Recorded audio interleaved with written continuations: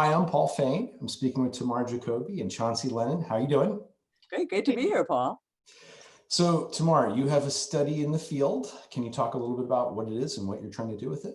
Yeah, so, I look out at the higher ed landscape in America, and I think some of the most exciting innovation is going on at community colleges, especially around workforce, credit workforce, non-credit workforce, engagement with employers.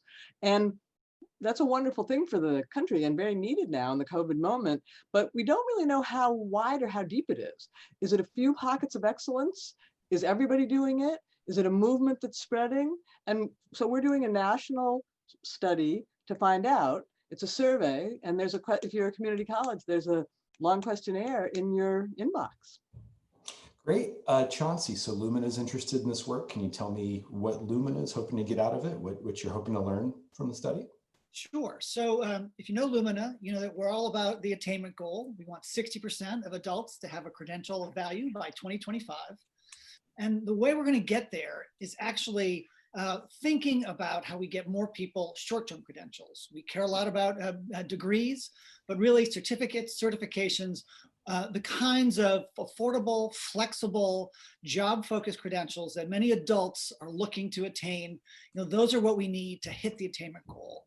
And the challenge is that when we think about how we're going to do that, we need robust data that tells us who's out there, who is pursuing a certification, who's in a certificate program, and the data is just not what it needs to be. So we need to understand that data, and in particular, we need to understand the kinds of students, the students who are adults, students of color.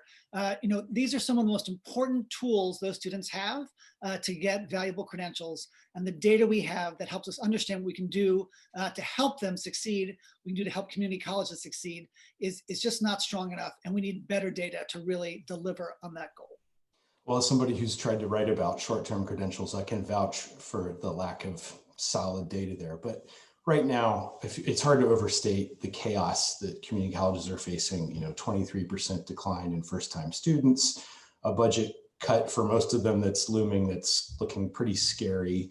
How do you see that maybe distorting or changing the need or what you find? I think it sharpens the need, right? So if your governor and your state legislators are facing a dwindling amount of money to spend, they do want to spend it to put people back to work. So the more they know about what you're doing, what institutions and systems are doing to put people back to work, the better that's going to be for the institutions and the systems.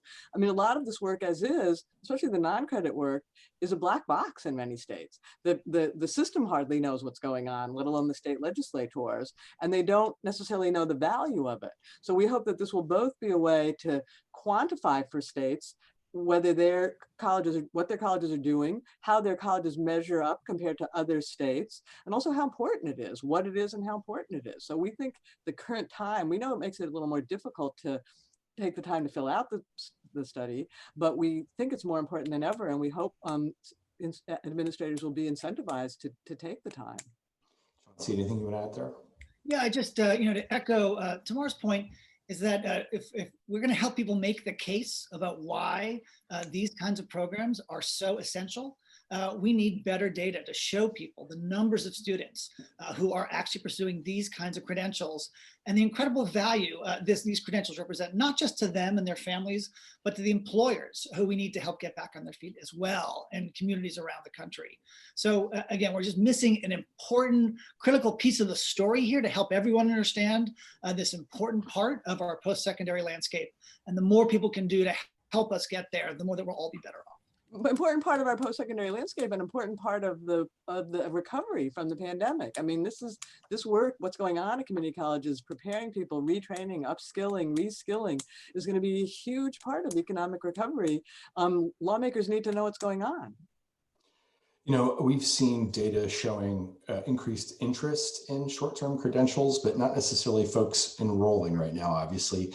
How much of an opportunity do you see here for true transformation versus iterative change? I mean, it feels like the jobs on the other side are going to be different, the programs, the ability to stack credentials. It seems like a lot's on the table right now. Sure. So, I think we have to recognize that we're going to need to rebuild lots of things. We're going to help community colleges rebuild as we come out of COVID and we deal with a set of very deep economic challenges. That rebuilding is going to have to think a lot about short-term credentials, credential pathways. We're going to need to help community colleges really think about how are they going to build new kinds of programs that meet the needs of students who are coming back for new skills. Again, this kind of data will be essential to that process. And frankly, one of the big problems I think coming out of it, as the demand escalates for this, as COVID accelerates the arrival of the future of work and more people need reskilling and upskilling, is going to be paying for these programs. And that's going to have to be a change that is going to not happen at the colleges. That's going to happen in Washington, we hope, and at the state level. But data will be helpful in making that happen. And I think that's the bottleneck we're seeing. I mean, enrollments are down because all you can pay for with your Pell Grant is something that won't necessarily help people right now. What people want is a short, job-focused, short, quick burst. And if we hope that this will help ease that bottleneck as well. Is this research in any way, does it intend to shed some light on the portability of credentials, the stackability, how students can use them to move forward to ideally earn that bachelor's degree that we all know still remains the ticket to the middle class? Absolutely. There's a little battery of questions on just that. I mean, we ask about everything, but so it was hard to fit it all in without, taking all their time. But we do have a battery of questions on that. And so getting specific on the use, are you intending that state legislators, as you said, Tamar, federal policy, I mean, what sort of use cases could you see on the back end? There are a couple of different things. Every college that participates will get their own individualized data back, benchmarked against all the other colleges that participate. So it'll be a great tool to use at the college. We're embedding certifications in 5% of the courses, but the national average is 15. We better hurry up and catch up. Or we're doing it 50%. Aren't we good? Let's talk about it more. Same at the state level. States will get data benchmarked against other states. And we hope they'll use that in their state legislatures. And then, yes, we'll certainly be using it here in Washington. There's a question about quality control of short-term non-credit programs that we think could be relevant to what we hope is going to be a big debate over the HEA next year.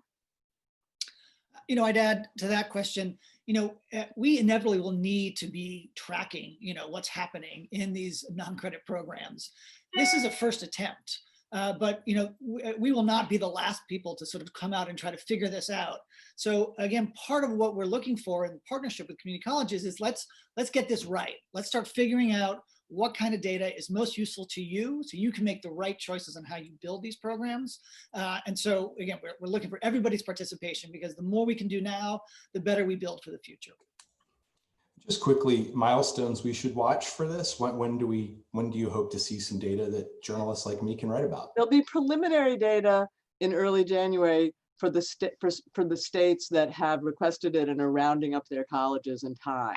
And then there'll be data in the spring. Great. Well, thanks to you both. It's important work. We'll be watching. Thank you, Paul. Thanks, Chauncy.